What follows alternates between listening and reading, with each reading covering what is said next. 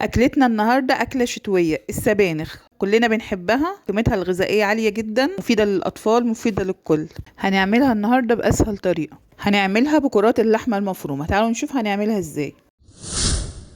ازيكم عاملين ايه؟ اول حاجة نبدأ بسم الله. معايا حوالي ربع كيلو لحمة مفرومة، معلقتين بقسماط، بصلة كبيرة، ملح وفلفل. اقلب الخليط كويس لغاية لما يمتزج معايا. طريقة الكفتة سهلة جدا، نفس الطريقة اللي بنعمل بيها الكفتة العادية، هي نفس الطريقة اللي هنعمل بيها الكفتة. قسم الخليط لكور صغيرة.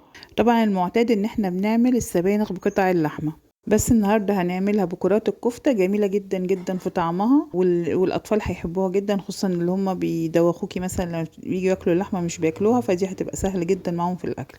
ممكن كمان السبانخ تتعمل بشوربة بس، مش شرط لحمة ولا كفتة فيها، ممكن بالشوربة بس تعملي السبانخ. قسمت الربع كيلو لحمة ل15 كورة صغيرة، وده الشكل بعد ما خلصته. في حلة على النار هنزل بحوالي معلقتين زبدة و3 معالق زيت واقلبهم كويس، وهنزل بالبصلة. انا مش عايزاها لونها يتغير، انا عايزة اشوحها بس، مش عايزة لونها يتغير. بعد كده هنزل بكرات اللحمة واقلب فيها مع البصل لغاية لما لونها يتغير. اقلبها كويس جدا لغاية لما لونها يتغير وتاخد لون وتدخل في السوا كده. خلاص بعد ما اتشوحت على ناحيتين مع البصل ابتدي اشيلها بعد ما اتاكد انها اتمسكت واستوت كويس. بعد ما اشيلها هنزل بعصير الطماطم. انا بحب احط عصير طماطم مضروب في الخلاط على طول، مش بحبه مسبك مع السبانخ بالذات، وما بحبش الصلصه.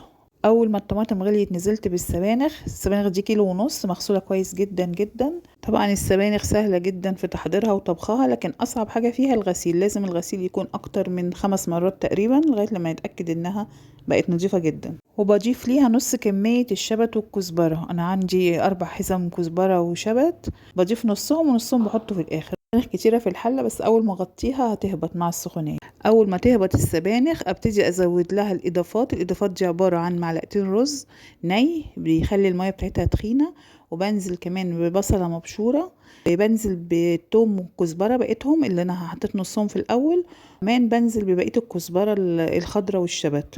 أقلبهم كويس وأسيبهم على النار لغاية ما يتسبكوا كويس جدا. بعد كده بضيف كوباية شوربة وأسيبهم يكملوا السوا على نار هادية. مش بضيف سوائل كتير، السبانخ مش بتحتاج سوائل كتير لانها بتنزل ميه. بعد ما اتسبكت معايا بنزل بضيف لها كرات اللحمه. ممكن يتعمل تقليه اللي هي طشه الملوخيه، بس دي حسب الرغبه. كده السبانخ خلصت معايا زي ما انتوا شايفين، وريحه تجنن. طعمها خفيف جدا عشان ما كترتلهاش ملح، ما حطيتلهاش صلصه، دي بتخلي طعمها حلو. الطماطم الفريش تخلي طعمها احسن ما تحط لها صلصه وتضيف لها ملح كتير. انا مع السبانخ النهارده فراخ مشويه فرن ورز بالشعريه. كمان ممكن نقدمها مع محشي الكرنب، بتبقى جميلة جدا. جربوا الوصفة، جميلة قوي هتعجبكم. لو موجودين على الفيسبوك لايك وشير، لو موجودين على اليوتيوب فعلوا الجرس وسبسكرايب للقناة عشان يوصل لكم كل جديد. ودايما معايا ومنورين سفرة شرقي.